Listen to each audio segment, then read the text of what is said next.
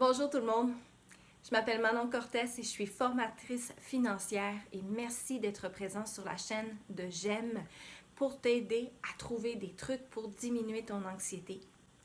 Moi aujourd'hui, mon objectif c'est de te donner un truc qui va te permettre de diminuer ton anxiété sur le sujet de la finance personnelle.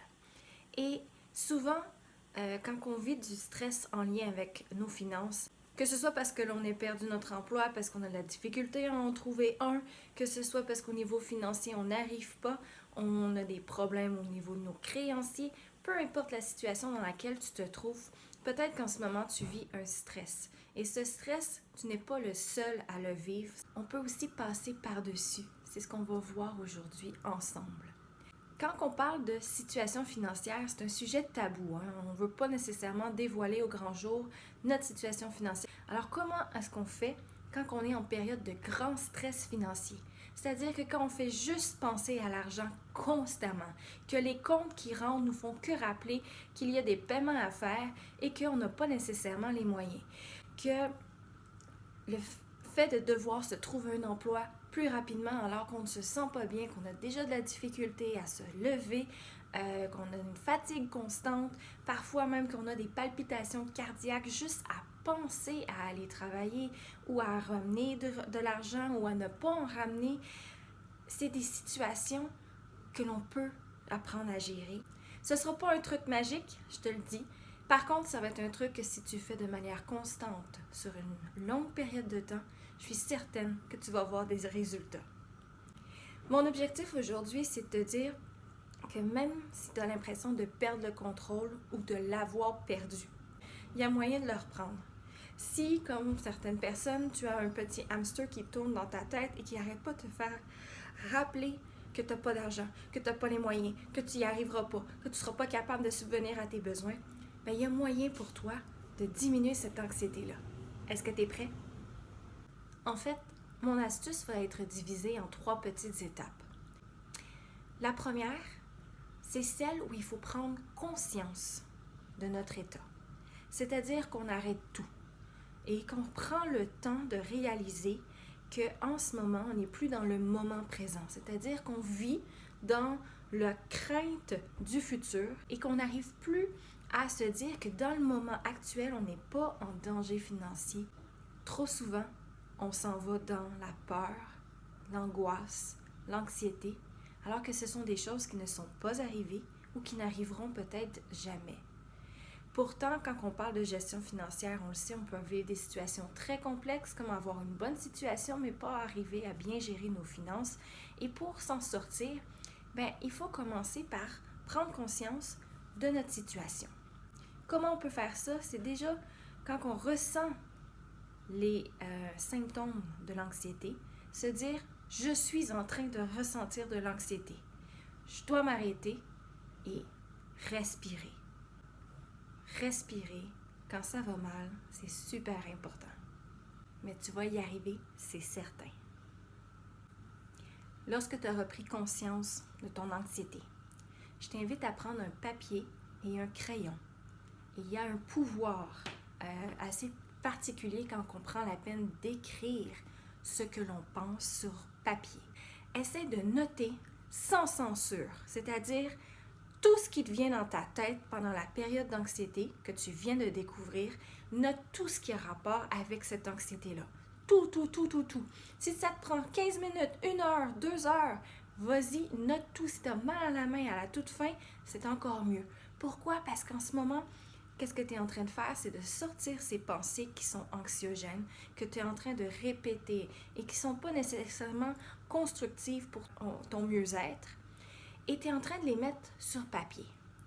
Tu es donc en train de concrétiser tes peurs sur papier et même que ça pourrait éventuellement t'aider à mieux cerner quels sont les défis que tu as à relever au niveau de ta gestion financière. Et en plus, ça pourrait éventuellement t'aider à communiquer cette anxiété-là à d'autres personnes autour de toi. Que ce soit des membres de ta famille, que ce soit des amis, des collègues ou même des spécialistes en gestion budgétaire ou des spécialistes qui vont pouvoir t'aider mais on ne s'aperçoit pas du temps que ça nous a pris pour développer cette anxiété-là. Ça en prend un petit peu plus pour ramener les choses à l'état où on voudrait avoir. C'est super important de ne pas se culpabiliser. On va faire des erreurs. Il y a toujours des choses que l'on peut apprendre et c'est par cet apprentissage-là que l'on avance. On est tous humains, faillibles et imparfaits. Lorsqu'on aura écrit, tu auras l'occasion de pouvoir relire ce qu'il y avait dans ta tête et ensuite de pouvoir l'organiser ou simplement te rendre compte de tout ce qui te faisait vivre de l'anxiété. Aujourd'hui, tu ne trouveras pas une solution. Tu vas être en mesure de prendre conscience de ce qui prend de ton temps et de ton énergie et tu vas peut-être même réaliser la quantité de temps que tu passes dans une journée à t'inquiéter. J'aimerais ça te donner un défi. Au bout de quelques jours où tu auras fait cet exercice, c'est-à-dire de noter par écrit tout ce qui se passe dans ta tête, note combien de temps tu prends pour rédiger ces pensées. Tu vas réaliser que tu vas prendre de moins en moins de temps pour coucher sur papier ces pensées qui te prennent beaucoup d'énergie. Éventuellement, tu vas même être en mesure de pouvoir te donner un temps limite pour coucher ces informations sur papier. Tu vas probablement remplacer la majorité du temps que tu passais à penser à tes problèmes financiers à une petite période de temps très courte et concise où tu vas enfin pouvoir te dire « Hey, je viens de prendre tout ce temps à penser qu'à mes finances. Maintenant, je passe à autre chose, je passe à une autre étape de ma journée et demain ou dans une semaine ou au moment qui me conviendra seulement, je reviendrai m'inquiéter de l'état de mes finances. » Parce que tu vas réaliser finalement que passer ton temps à essayer de régler un problème, c'est généralement passer beaucoup trop de temps à focusser sur le problème. C'est comme quand vous prenez un verre, ok? En ce moment, vous considérez probablement que le verre est à moitié plein. Mais pourtant, il y a certaines personnes qui vont le voir à moitié vide. On oublie aussi qu'il y a toujours moyen de pouvoir remplir ce verre.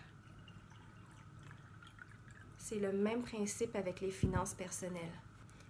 Quand on focus trop sur les problèmes, on n'arrive plus à voir les solutions. Et à partir de ce moment-là, quand on prend le recul nécessaire pour se dire « Voici mes défis, je ne sais pas encore comment je vais faire pour les résoudre », quand on réussit à glisser un petit mot à une personne qui a de l'expérience pour avancer, c'est là qu'on se rend compte qu'on n'est plus seul. Et quand on n'est plus seul, on est capable d'avoir des outils ou d'avoir des stratégies qu'on peut mettre en place qui sont simples et faciles. Attention, je te dis pas si tu as des problèmes avec tes comptes de ne pas les payer. Je te dis simplement d'être en mesure de diminuer la période de temps que tu consacres à cette situation financière qui te fait générer des émotions désagréables pour qu'ensuite tu puisses t'orienter, te concentrer sur des astuces et des outils qui vont te permettre de mieux gérer ta situation financière. Donc, ton défi, si tu l'acceptes. Premièrement, dès que tu vis des émotions désagréables en lien avec la gestion financière personnelle, prends le temps de t'arrêter et de te dire que tu vis ces émotions désagréables et si possible, de savoir c'est quoi que tu ressens comme symptôme. Deuxièmement, tu prends un papier et un crayon et tu notes tout ce qui te passe par la tête sans censure, toutes tes peurs, tes craintes, sans t'inquiéter de ce que les autres pourraient penser, c'est tes pensées. Et ensuite, tu prends le temps de relire ce que tu as écrit pour t'apercevoir qu'il y a beaucoup de choses qui se répètent et que tu pourrais possiblement comprimer en une période de temps beaucoup moins grande que celle que tu as pris pour rédiger. Je t'invite aussi à continuer à regarder les capsules de GEM qui vont t'offrir d'autres trucs, d'autres astuces qui vont te permettre de diminuer ton anxiété. Mon truc pourrait ne pas te convenir, mais je suis certaine que tu pourrais en trouver un autre qui répondra à ton besoin. Donc, n'hésite pas à communiquer avec nous si tu as des questions, si tu veux faire partie des groupes. Ça va nous faire plaisir de te répondre. À bientôt!